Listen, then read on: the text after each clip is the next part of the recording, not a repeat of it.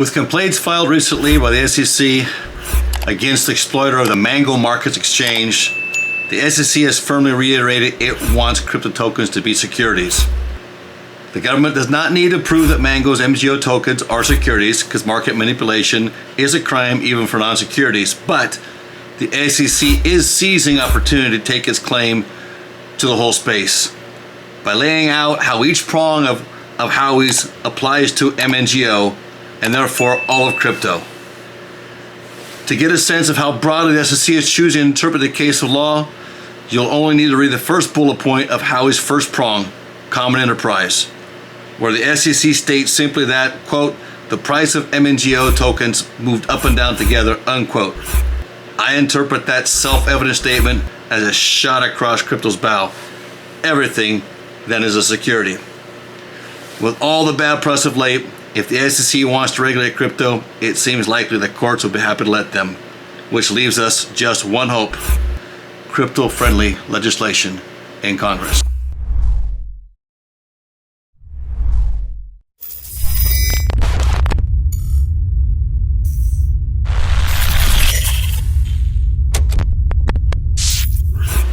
Hello out there in our world of investing in crypto. Hey, I want to take a look at this. Where's the SEC going with this takedown of this Mango project? I mean, it was a very small project, really, so I don't know why this is kind of like they needed something they could take down that was manipulating the market and just kind of shoot across the whole bow of crypto to try to take over crypto. I want to back up a little bit though and give a little bit of history on SEC, just a little brief, little cute something history, and then jump into where I think, in reading this report to you from Blockworks, a reference that was given to us as a reliable source from other reliable YouTubers and media that I listen to try to make sure get a full understanding so I can bring you the truth and give you a good grasp, broken down on what's taking place. So the SEC, in brief, wants to take control of the crypto market, and there's other factors behind that, nefarious as well as fear, right? I want to read this to you here directly from this as I read the opening. Before the Securities and Exchange Commission was established in 1934, right, SEC meant something entirely different to investors. From 1920, this acronym was popularly associated. So the greater populace associated this acronym with a failed investment fund that had promised investors improbably large sums from trading international stamps. The original SEC, the Securities Exchange Company, not Commission, as we have today, was run by a man named Charles Ponzi. Thus, we get the Ponzi scheme, right? The new SEC, the one we have today, Securities and Exchange Commission, would most likely have claimed jurisdiction over the old SECs. Ponzi's offered to arbitrage the price of international stamps and return the proceeds to investors was clearly an investment contract. Now, listen to this.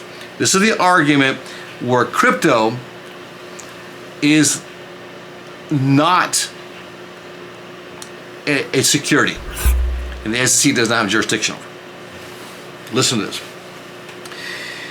It does not follow, however, that the stamps themselves were there for securities. The post office was in no danger of having to register as a security exchange, right?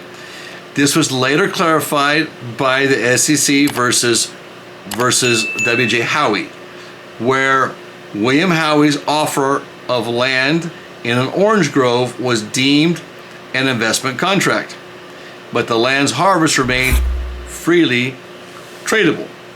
Oranges, like stamps, are not securities. By this logic, an initial coin offering, an ICO, is clearly an investment contract. But are the coins offered, therefore, securities? Is the question. In a recent paper, I'm going to try to get this word right, the ineluctable modality of securities law argues that while the initial offering of crypto tokens is by definition an investment contract, the tokens themselves are not.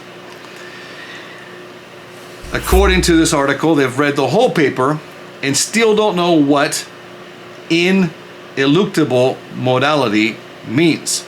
But the TLDR here is that smart contracts are not, by law, investment contracts.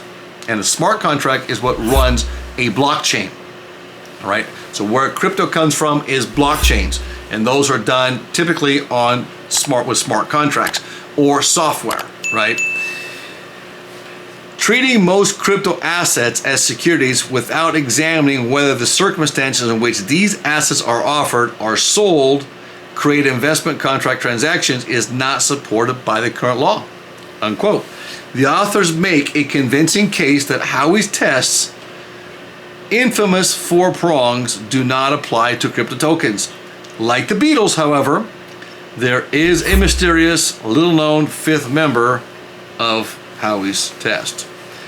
Unwritten and officially acknowledged, the 5th prong of the Howey test, determining whether something is security, is simply, does this SEC want to regulate it or not?